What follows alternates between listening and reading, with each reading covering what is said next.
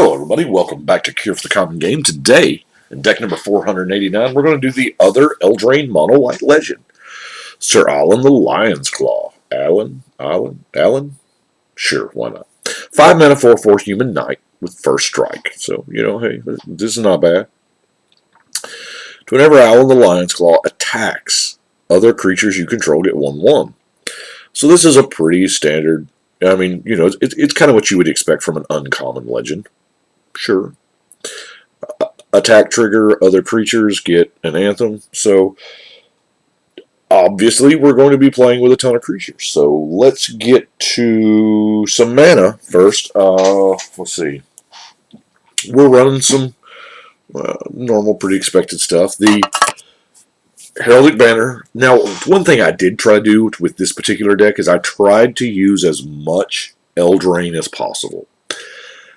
I've noticed while building these past 13 or 14, however many Eldraine decks I've built, that I've been using like 5 or 6 cards from the set. That's it per deck. And so I was like, you know what? I'm going to try to jam as many as I can here. And the Heraldic Banner is perfect. It ramps your mana. It gives your team +1. So also running the spinning wheel, just in case I have to tap down an attacker or blocker or whatever. Gold Mirror, Mannequin, Marble Diamond, and the Golem's Eye. I know I've been using the Golem's Eye quite a bit. I got a few of them. I think I'm running low now. So I'll tell you what, let's get to some creatures. So, Silverwing Squadron.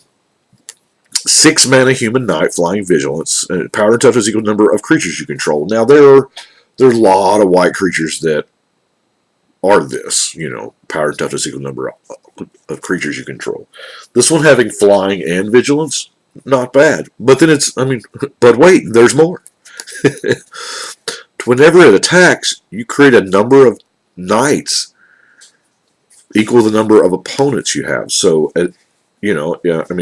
stands to reason that this is a high numbered card. I believe card number 315. Does that put it in the Brawl decks? I think it does. So this was designed with multiplayer in mind. So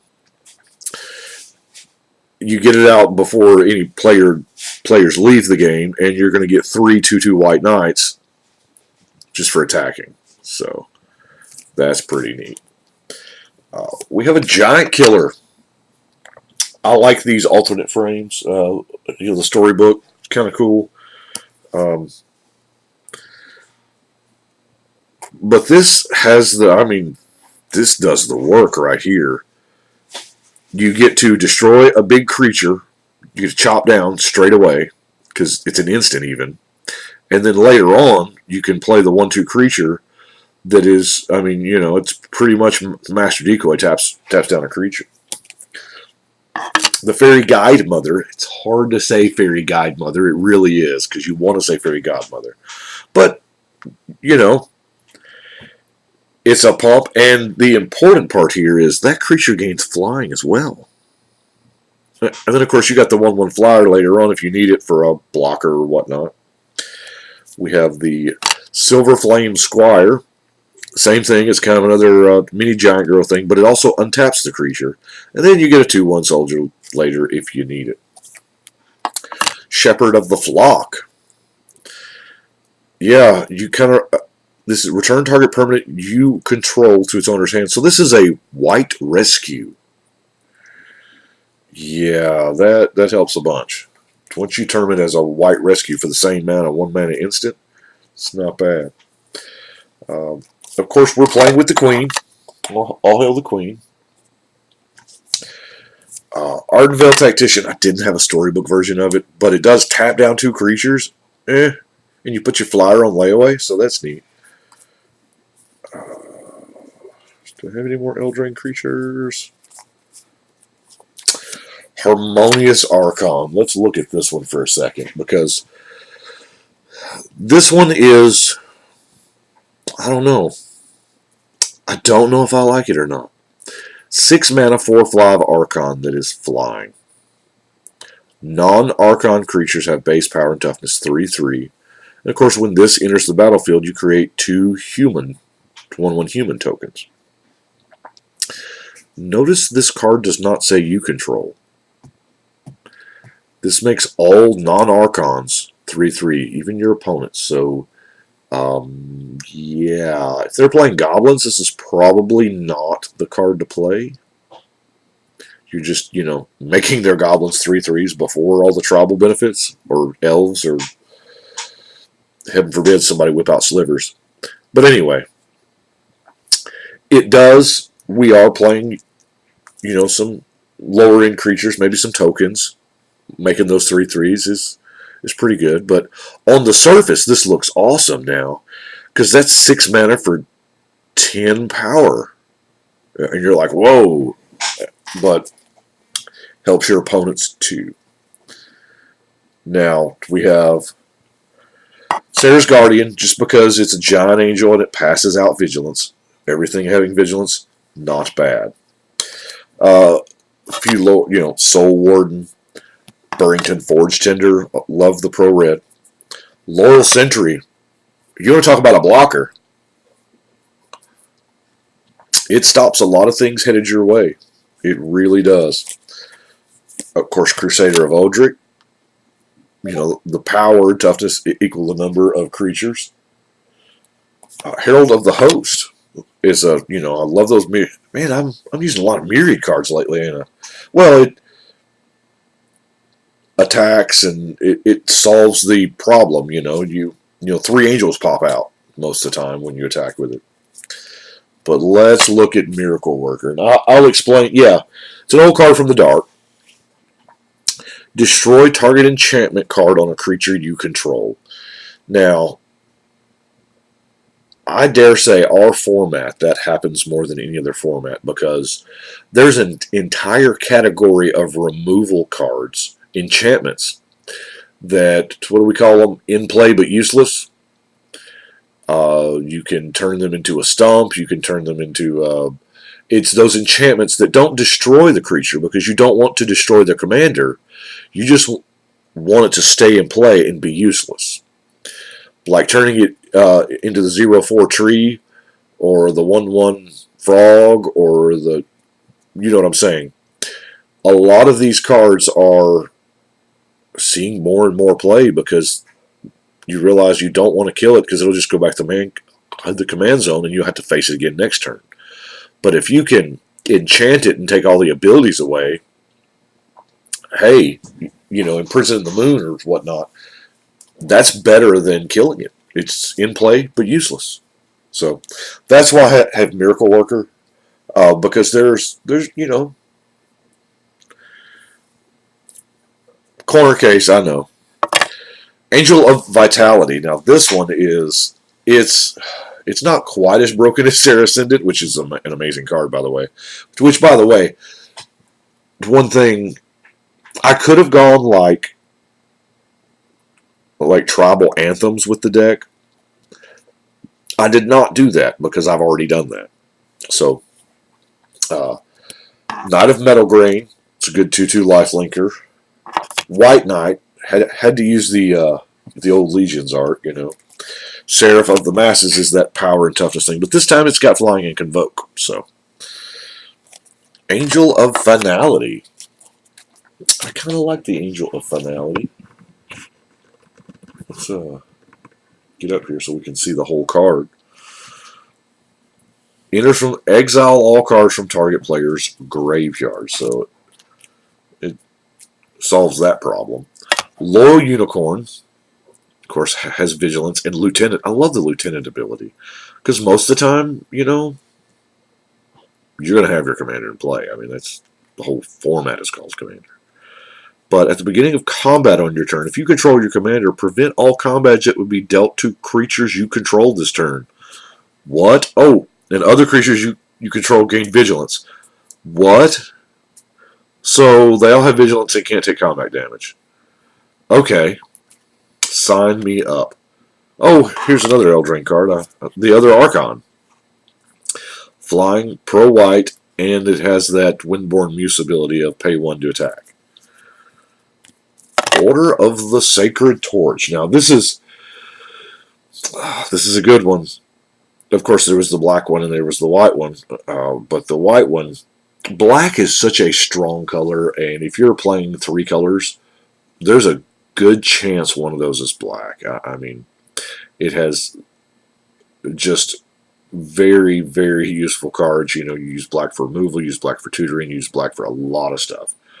And yeah, paying a life to counter a black spell a turn. Okay. Spirit of the Hearth is going to give you hexproof. Evangel Heliod. I mean, that's a whole lot of 1/1 soldiers because we got a lot of white pips and stuff. Sarah Angel. I mean, you know, it's kind of a staple. And then I was like, you know what? White creatures. White creatures. Here we go. I think I'm running the entire Sultari family. All those shadow creatures, you know. Shadow creatures are not bad. They're not at all. You know, we've got the Sultari Foot Soldier. Sultari Priest. No, I'm not running the whole family because the one that destroys enchantments when it hits, I don't have. Sultari Trooper. Sultari Lancer. Sultari Crusader. And lastly, Sultari Emissary does not innately have Shadow, but you can give it Shadow. Do we have card draw? Yeah, we have a little bit of card draw. Now, I know y'all saw yesterday's this week's pickups, but now I've already finished this deck before I did that, so I am running the Jam Day Tome. I realize that the Tower of I Draw 4 is, you know, probably substantially better in our format because it's same cost to cast, but 8 to activate to draw 4. I mean, I like it, but, you know, Jam Day Tome's kind of classic, you know what I'm saying? We got Tome of Legends. Apparently we're all about the tomes. It enters the battlefield with a page counter on it. Whenever your commander enters the battlefield or attacks, which, you know, our commander's going to be doing both, you put a page counter on it. Spend 1 and tap, remove a page counter to draw a card. Yeah, I'll take it. We have Fool's Tome. We're toming it up. 4 to cast, 2 to use. You know, you draw a card only if you have no cards in hand. Well, we're playing mono white. A lot of times, we don't have a problem meeting that requirement.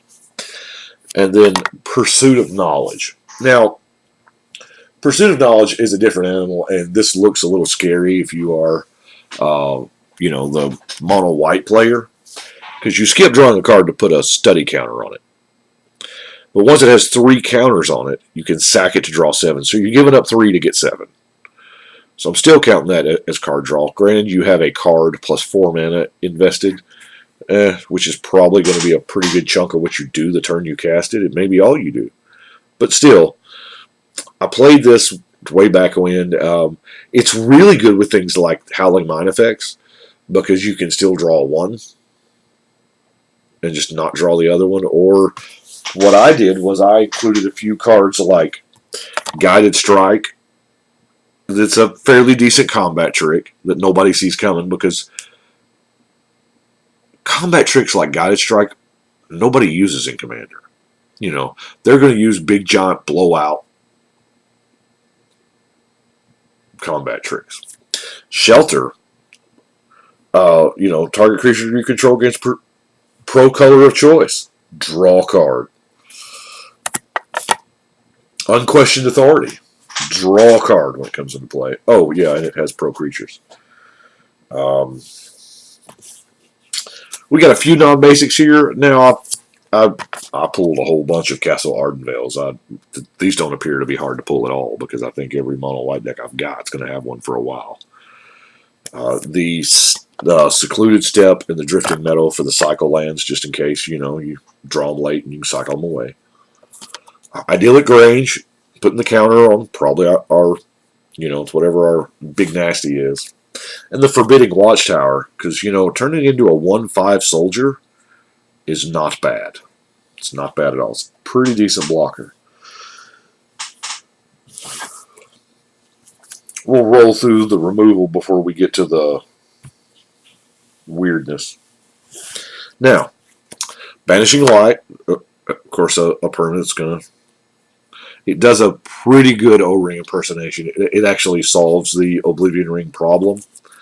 Oblivion Ring's problem is there is a loophole that you can get because of the way it's printed, the way it's worded, with 2 separate paragraphs that you can actually, if you've got the right setup, you can fix it where they never get their creature back from their O-Ring. Banishing Light fixes that. The wording fixes it. But anyway, Immolating Glare. Now, I think, yes, Path and Swords are awesome cards and they should be in every deck, but you know what?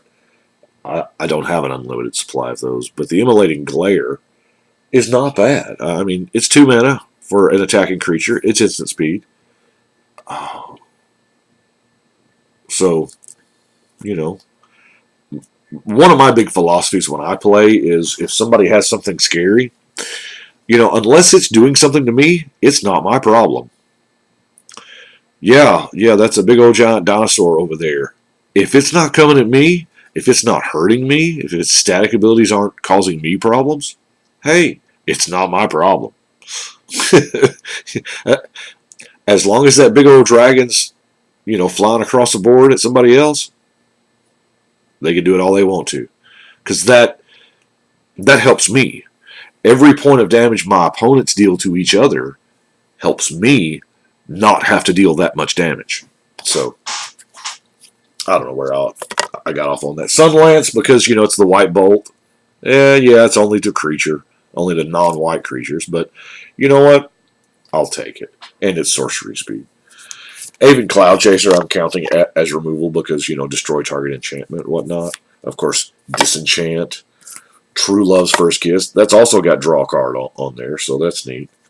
The Palace Jailer is going to give us the Monarch token and does a fairly decent O-Ring impression. I love the Monarch token because that also gives you card draw. And it, you know, helps with your pursuit of knowledge if you want. Spectral Grasp. I love it. Enchanted creature can attack you or a planeswalker you control. So here again, oh, and it can't block your stuff either. So hey, you can go after those other players all you want to, as long as it don't come at me. Not my problem. And then Trapped in the Tower, Rapunzel. You know, turns off activated abilities and can't attack or block. So let's see. We got a few cards left.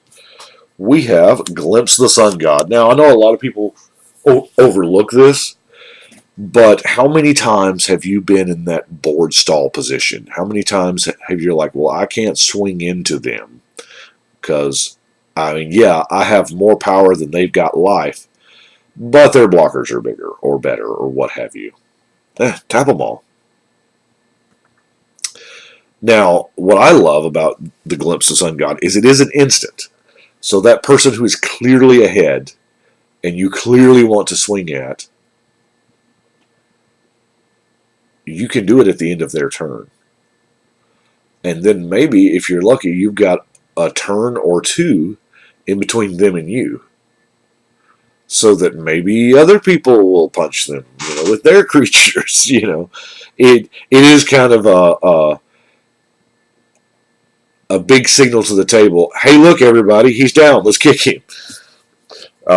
Shielded by Faith. Just a decent card. I almost said great, but you know what? It's decent. I like the fact that you're able to just jump it around by whatever creature you want. Elixir of Immortality. I don't know. I'm guessing it's in there simply because, you know, Paranoid of the Mill. It's a real thing. It can happen. Make a Stand is your Protect My Team card for the deck. Giving all your creatures indestructible. Yeah, I mean, yeah, they get the +1 to the front too. But we're really using it for the Anti-Wrath card, you know. Mace of the Valiant, another high number spell. Or high number card from Eldraine. So, 3, yeah, I think that puts it in the Brawl decks as well. 3 mana art equipment.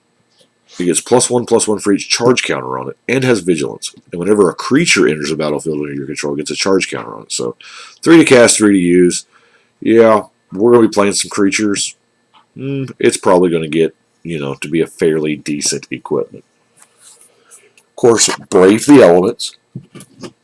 We are playing mono white, so it protects our team. Not only does it protect our team from, random stuff like Blasphemous Act or Pyroclasm or what have you that deals damage, but it's also a really good if you're playing against another monocolor deck, or it don't even have to be monocolor. A deck where all the creatures that they have on board share a color, you can just give your team pro that color, and now they can't block. Armored Ascension, like I said, mono white. Armored Ascension is such a good card. There have been many, many games where I've just been like, Armored Ascension on my commander. Let's do this. And then our last card is Reconnaissance. Now, I know the latest episode of Commander Cookout Podcast talked a little bit about Reconnaissance, and y'all have heard me talk about it, and over on CMDR and the EDH Recast. Reconnaissance, and I think I've referred to it a couple times, but we'll break it down. I'll go into detail here. Any deck that has white in it and creatures that you want to attack with could use a Reconnaissance. Because how it works is, this essentially gives your team better vigilance. Now, declare attackers, declare blockers, damage dealing, and then end of combat.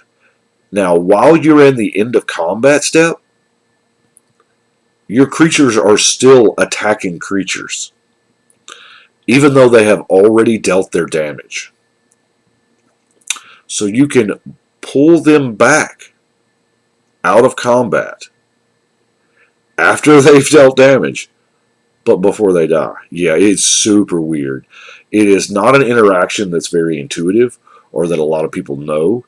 And when you tell people that don't know about the interaction in like mid-game, they look at you like you're trying to sell them, a used car or something. So yeah, but it is incredibly good, especially it gets you out of if your opponent has combat tricks. If you, there's a lot of situations where it's Reconnaissance can be like, oh, nope. Now, it is just attacking creatures you control, so you can't like Reconnaissance other people's, because that would be dumb if you could do that. It's super powerful. I have got to do something with this desk, y'all. I've got so many cards to put up, but I've been doing the grind, building the decks day after day, and yeah, while not every video I've done this month has been a deck, it's been a lot of them. It's been I've produced more decks in October, and we're just now like halfway through it than I think I did in the whole month of September, didn't I? And I just thought today, I don't know why. Now, granted, we have got, what is this, the 18th? So we've got, 13 more days? That's going to bring us real close to the 500 mark, maybe before, maybe after. But I kind of want to do, since I'm doing this everyday thing, I kind of want to do something cool with a Halloween deck. But the only problem is, all of the Halloween cards are so expensive. Like All Hallows Eve is an old reserve list card. Season of the Witch is from the Dark. It's not cheap. These are all, All Hallows Eve is dumb expensive. I think I got one for $15 once. Gosh, years ago. Actually, I think I overpaid it $15, if I'm not mistaken, because I just wanted it. But anyway, I don't have it now. Anyway, Halloween themed deck, of course. I don't know. We could do like witches, goblins, ghouls, spirits. Hey, we got a couple pumpkin cards now. So in Eldraine, I'm pointing here because one thing that I do is as I'm I'm building, I keep like the latest binder out there. So like right now it's Eldraine. So, and I'm crooked, y'all. Okay. So I keep the Eldraine binder out because that's mainly as a tool for me. Because all those binders, I mean, I know what's in them. You kind of have a mental inventory, but the new stuff is right there, and we're trying to build with the new stuff and see how it works and plays, and that's why I just, you know, the Eldraine binder, even though it's been out a couple weeks now, has never seen the shelf yet. It's probably getting close though. There's 5 decks left there that I have yet to do. Sir Alin is 489. 489 on the wall and done. But and then 490 is going to be Corvold. So I got Corvold done. But then there's here. I'll tell you the ones I have left. We have Kindreth. We have Eleonora, Sir Eleonora. We have the fairy Alila, Emery, and Chulane. I'll be honest with you. I don't know that it matters what you put in Chulane. I mean, really. You could put vanilla creatures in there and it would be a good deck. Anyway, I probably won't do that. I don't know. I might. It's most of the way done anyway. Anyway, rambling. Do appreciate y'all watching. Thank you, actually, very much for watching and commenting and subscribing. And you know, it helps a lot. It really does. Thank you to all the patrons. You know, everybody. Just I realize I realize that I'm never going to have a viral video. It's not why I'm in it. It's not why I do this. Is, you know, most of the videos are, you know, a couple hundred views and that's about it. And that's fine. That's awesome. But I appreciate every one of those views. I do. We're doing kind of a really, really niche thing here, you know. I mean, it's I realize that Magic as a whole is not for everybody. And Commander is not for every Magic player. And even every one of these decks is not for every Commander player. So I get it, you know. But it does help me, like, mentally, because that, you know, somebody's getting some enjoyment or some ideas or something out of it, you know. It's just, you know, ramblings from an old guy that loves this game. But I appreciate it. Y'all let me know what you think. My side eye there. And I think it's time to go to bed for me now because I recorded this yesterday. For you, I guess it depends on when you watch it. But right now, I think we're going to shuffle and cut.